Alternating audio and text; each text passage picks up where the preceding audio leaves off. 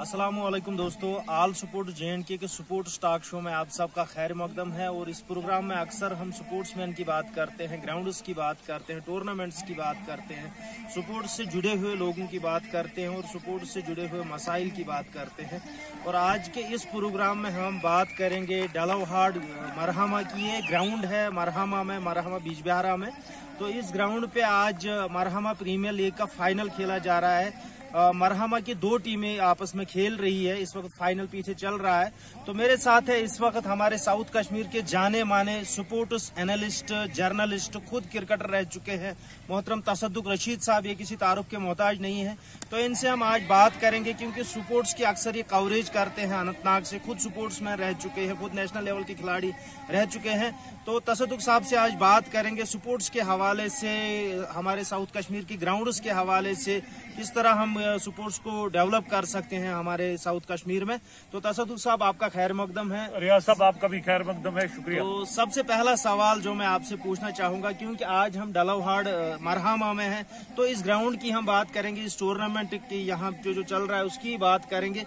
तो इससे पहले क्या आप यहाँ पे आए थे? तो मुझे लग रहा है जो इस ग्राउंड की हालत थी शायद 1 साल पहले, वो आज नहीं है, बिल्कुल बदल चुका है। ग्राउंड थोड़ा डेवलप भी हुआ है। तो क्या कहना चाहेंगे यहाँ पे आके, आज कैसा लगा आपको? रियाज साहब, सबसे पहले आपका बहुत बहुत शुक्रिया। आप वक्तन फवक्तन हमारे साथ बात करते रहते हैं।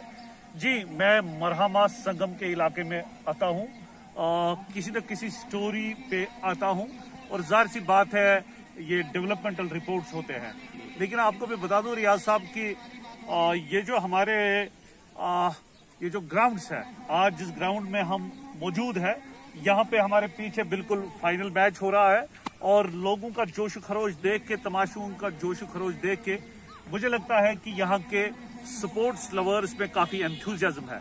लेकिन जो ग्राउंड है, ग्राउंड तो खूबसूरत तो है, खूबसूरत इलाका है, चारों तरफ फेंस हो चुका है, लेकिन एक साइड में अभी भी उतनी प्रॉपर लेवलिंग नहीं है। लेकिन तो सर आपको मैं यहाँ पे रोकना चाहूंगा, हमारे कैमरामैन दोस्त से मैं गुजारिश करना चाहूंगा, पहले वो ग्राउंड का नजारा आपको दिखाए कि किस तरह का ये ग्राउंड है। डलावहाड़ ग्राउंड है ये मरहमा में। तो हालांकि ये ग्राउंड कुछ साल पहले ही बना हुआ था, अभी पूरी तरह से हमवार नहीं है, लेकिन कुछ काम हुआ है इस पे। गवर्नमेंट के हवाले से अगर हम बात करें तो कुछ काम हुआ है, लेकिन बहुत सारा अभी बाकी है। तो यहाँ पे आज ये फाइनल मैच चल रहा है, काफी लोग यहाँ पे आए हैं आज इस फाइनल को देखने के लिए। तो इससे ये पता चलता है कि इस गांव में कितना जोश और वलवला है स्पोर्ट्स को लेके। तो गवर्नमेंट की भी जिम्मेदारी बनती है कि इस ग्राउंड की तरफ, इस इलाके की तरफ वो देखे और इस ग्राउंड को डेवलप करने में अपना रोल अदा करे। तो फिलहाल तसद्दुक साहब इस वक्त हमारे साथ है जो बात कर रहे थे। तो सर जी सर, मैं इस ग्राउंड के बारे में आपको बता दूं, न सिर्फ इस ग्राउंड की मैं वक्तन फवक्तन बात करता हूं, ग्राउंड का मकसद क्या है, ग्राउंड का मायने क्या है, ये वक्तन फवक्तन हम देखते हैं कि एक पैच ऑफ लैंड है, उसको फेंस किया गया है, कोई भी महकमा करता है। हालांकि जिम्मेदारी डिपार्टमेंट ऑफ स्पोर्ट्स काउंसिल की थी, यूथ सर्विसेज एंड स्पोर्ट्स की थी, और लेकिन हमने गांव देहात में अक्सर देखा जितने भी प्लेइंग फील्ड्स हैं उनको रूरल डेवलपमेंट ने फेंस किया है। लेकिन मैं वक्तन फवक्तन सर इसी बात पे जोर दूंगा कि ग्राउंड का मायने जब तक हमारे नॉलेज में भरपूर तरीके से नहीं आएगा तब तक हम इस पे कमेंट भी नहीं कर सकते हैं। बज़ाहिर आपको लगता है कि अच्छा खासा मैदान है, लेकिन मेरे हिसाब से अभी यहाँ पे जो मेरी ऑब्जर्वेशन है, काफी अपग्रेडेशन और इम्प्रूवमेंट की जरूरत है। खिलाड़ी मैदान में आता है और उसके लिए अगर वो क्रिकेटर है, एक विकेट होना लाजमी है, चेंज रूम होना लाजमी है, टॉयलेट फैसिलिटी यहाँ पे होनी चाहिए, एक पेविलियन होना चाहिए। ये सारी चीजें जितने भी जिला अनंतनाग में मजमूई तौर पे ग्राउंड्स है, प्लेइंग फील्ड्स है, हमने देखा कि इन चीजों का फुकदान है। तो जरूरत इस बात की है, हम ये न समझे कि आपने एक जमीन का टुकड़ा फेंस किया और आपके तो ग्राउंड बन गया। जब तक आप जदीद लेटेस्ट फैसिलिटीज एक खिलाड़ी के लिए, चाहे वो क्रिकेट खेलता हो, चाहे फुटबॉलर हो, माइनर स्पोर्ट्स या मेजर स्पोर्ट्स की जितनी हम बात करें, जब तक आप अच्छी बेहतरीन फैसिलिटीज नहीं दोगे, आप कभी इस जहन में या इस बात में आप कामयाब नहीं होंगे कि आप जो है वो इंटरनेशनल लेवल या नेशनल लेवल के अच्छे खासे खिलाड़ी पैदा कर सकते हैं। हाँ, एक्सेप्शंस आर ऑलवेज देयर। 10 में से 1 खिलाड़ी निकलेगा, 100 में से 2 निकलेगा। तो मुझे लगता है कि ये यूनिफॉर्म ग्रोथ जो नेशनल और इंटरनेशनल लेवल पे खिलाड़ी आते हैं, खासकर कश्मीर के या जम्मू कश्मीर के, तो उतनी तादाद नहीं होती है। और फिर जब हम उनकी परफॉर्मेंस भी देखते हैं तो ये कंटिन्यूअस परफॉर्मेंस नहीं होती है, ये यूनिफॉर्म और कॉन्स्टेंट परफॉर्मेंस नहीं होती है। कितना अच्छा होता कि अगर जो अथॉरिटीज है, चाहे स्पोर्ट्स काउंसिल वाले इस बात को समझे। स्पोर्ट्स काउंसिल ने बहुत सारे ग्राउंड्स यहाँ पे बनाए हैं, लेकिन मैं मटन की बात करूंगा, सीर है, डोरू में मैदान है, या खासकर जो अपना स्पोर्ट्स या वीरी में स्पोर्ट्स स्टेडियम अनंतनाग है। तो जो स्पोर्ट्स स्टेडियम अनंतनाग है, आप देखिए 40 साल 50 साल कबल स्पोर्ट्स स्टेडियम बना हुआ है। और तब मुझे लगता है कि ये उस दौर में रहे होंगे अनंतनाग के हुकाम, ये उनकी जरा नवाजी है, वैसा स्पोर्ट्स ग्राउंड है।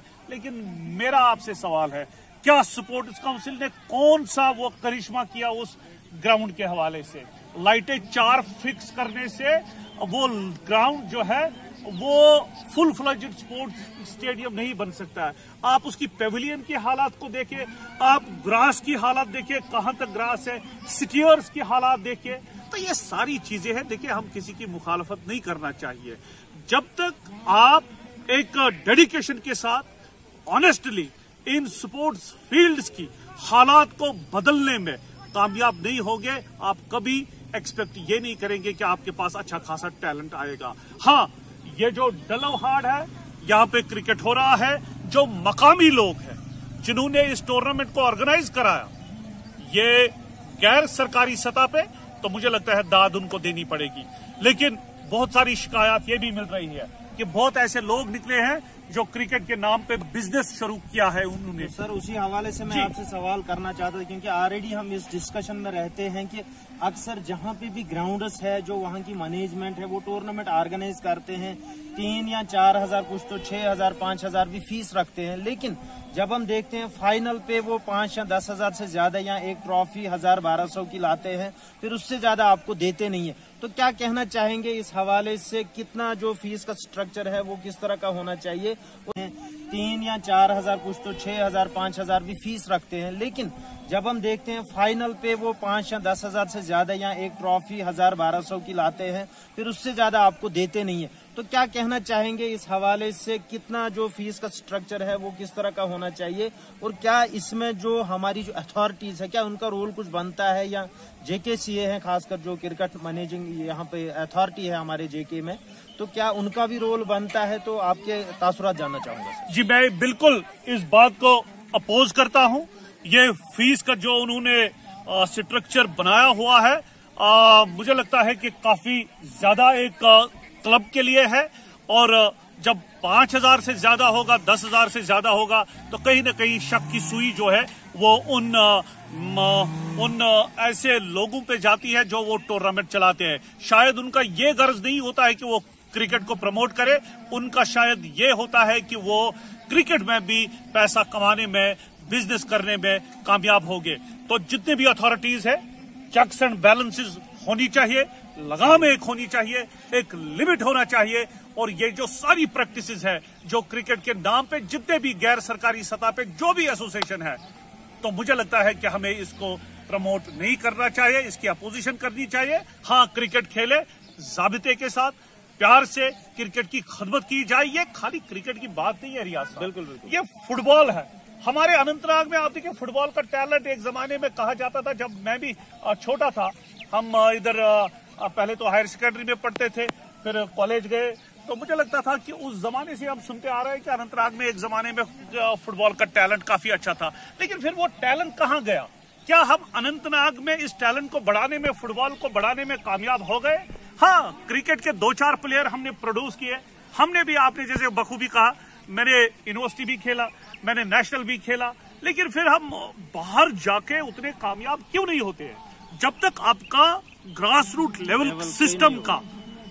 लेवल सिस्टम जो है, जो बेस है, जब इसकी मजबूती से आप बेस को नहीं सामने लाओगे, तब मुझे लगता है कि ये कोशिशें आपकी बेकार हुई। मैं गुजारिश करूंगा जो हमारे एलजी साहब है, मनोज साहब, सर आप तो काफी अच्छा काम कर रहे हैं, आप तो स्पोर्ट्स में दिलचस्पी ले रहे हैं, आपसे गुजारिश है मेरी सर, खेलो इंडिया खेलो में जम्मू कश्मीर में काफी पैसा आया, सर ये पैसा गया कहां? क्या ये जाबिता हमने सामने कोई रखा? कितने खिलाड़ियों को हमने नेशनल लेवल तक पहुंचाया, कितने खिलाड़ियों को हमने इंटरनेशनल लेवल तक पहुंचाया? आखिर अगर ये सरकारी प्रोग्राम था, क्या जो पहलगाम में रहता है, जो संगम में रहता है, जो मढ़ामा में रहता है, अवंतीपोरा में रहता है, पुलवामा या शुपिया में रहता है, यहां से कितने खिलाड़ी आगे आए?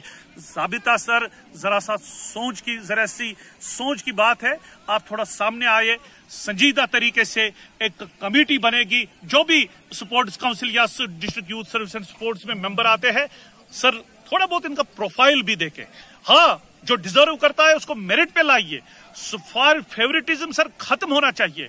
और मुझे लगता है आपसे मेरी सर गुजारिश है, हमारी मदद आज तक किसी ने नहीं की, अनंतनाग में एक स्पोर्ट्स स्टेडियम बनना चाहिए, दूर दराज इलाकों में स्पोर्ट्स ग्राउंड्स की जो सर आपको मैं यहाँ पे रोकना चाहूंगा, वहाँ पे ऑलरेडी सिंथेटिक टर्फ सैंक्शन हुई है जो फुटबॉल के लिए है, डीजी स्पोर्ट्स डॉक्टर वो एस्टेब्लिश नहीं हुआ। DG sports he talk to me just in the last week, doctor Salim Rahman sahab वो काफी अच्छा पेन्स ले रहे हैं, और शागस पे मैंने उनका इंटरव्यू किया, उन्होंने वादा हमारे साथ किया कि अनंतनाग के लिए एक एस्ट्रो टर्फ जो है वो सैंक्शन हुई है।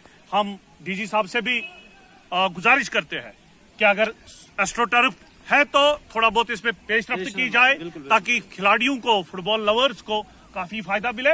बात जो हमारे डिस्कशन की यही है कि स्पोर्ट्स फील्ड्स की जो हालात है वो नागुफ्तबे है, मायूस होने की जरूरत नहीं है, लेकिन जो फील्ड है उसको मेंटेन किया जाए, उसको वसअत दी जाए, फैसिलिटीज प्रोवाइड की जाए, तब जाके अच्छे खासे खिलाड़ी। यहाँ पे आपको रोकना चाहूंगा क्योंकि जो हमारा प्रोग्राम है इसका वक्त जो होता है वो बहुत ही कम होता है, तो आखिर में आपका मैसेज क्या रहेगा जो भी हमारे कश्मीर के स्पोर्ट्समैन है जो आगे बढ़ना चाहते हैं, स्पोर्ट्स में अपना नाम कमाना चाहते हैं, तो उनके लिए आपका क्या मैसेज है? वैसे तो स्पोर्ट्समैन, देखिए स्पोर्ट्समैन जो है वो कम से कम जो मेरी ऑब्जर्वेशन है, हमारे भी उस्ताद रहे हैं, वो भी अच्छी पोस्ट पे है, अच्छे आधे तो रिटायर हो गए हैं, जो हमारे रियल मानों में सिफारिश के बगैर उस्ताद रहे हैं और जिन्होंने गेम्स को समझा है और स्पोर्ट्स को समझा है।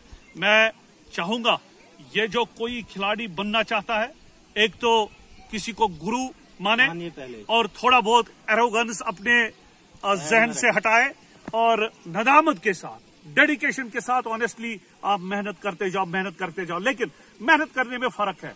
अगर आप थोड़ा बहुत कोच के साथ, कोच को मानोगे, कोच के सामने बड़े हम्बली आप जाओगे और कोच पे आपकी नजर रहेगी, तो मुझे लगता है ये आपकी एक डायरेक्शन होगी। वरना बहुत सारे खिलाड़ी पसीना बहाते हैं लेकिन उनका गाइड कोई नहीं होता है, फिर जाके जब वो दूर जाते हैं कहीं ना कहीं जो उनकी बेसिस है वो सही मानूं में और उसमें परफेक्शन नहीं होती है। तो जरूरत इस बात की है, जो भी खिलाड़ी अपना स्पोर्ट्स करियर बनाना चाहता है उसको चाहिए एक कोच के साथ जुड़े और अच्छे लोग जिन्होंने इस स्पोर्ट्स में नाम जो है वो आगे लेकर वो गए हैं, उनके साथ वो मिले, उनके साथ मशवरा करे और डेडिकेशन के साथ जो आपका स्पोर्ट्स के लिए टाइम आप डेडिकेट करते हैं उसमें रोज बरा आप मेहनत करते जाइए तो रिजल्ट आपके सामने आएगा। चलिए सर, बहुत बहुत शुक्रिया, क्योंकि आप जर्नलिज्म से वाबस्ता हो, स्पोर्ट्स की कवरिंग भी करते हो, तो आपका भी एक रोल बनता है। खासकर अगर मैं अनंतनाग की बात करूं,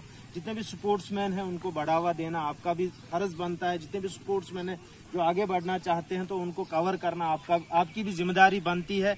और इतने सारे ख्यालात आज आपने हमारे साथ शेयर किए, मुझे उम्मीद है जो आला हुकाम है वो इन बातों पे गौर करने की कोशिश करेंगे और अनंतनाग में जो स्पोर्ट्स है वो जल्द डेवलप होगा। और खासकर हम ग्राउंड्स की अगर बात करेंगे तो जितने भी ग्राउंड्स अभी पेंडिंग है या जो अनडेवलप्ड या अंडर डेवलप्ड है तो वो डेवलप होंगे। तो दोस्तों, फिलहाल आज के प्रोग्राम में हमारे साथ जुड़ने के लिए बहुत बहुत शुक्रिया। मैं मेरे कैमरामैन मोहतरम मुदस्सिर साहब का भी बहुत बहुत शुक्रिया अदा करना चाहूंगा। तो फिलहाल आज के प्रोग्राम से दीजिए इजाजत, खुदा हाफिज।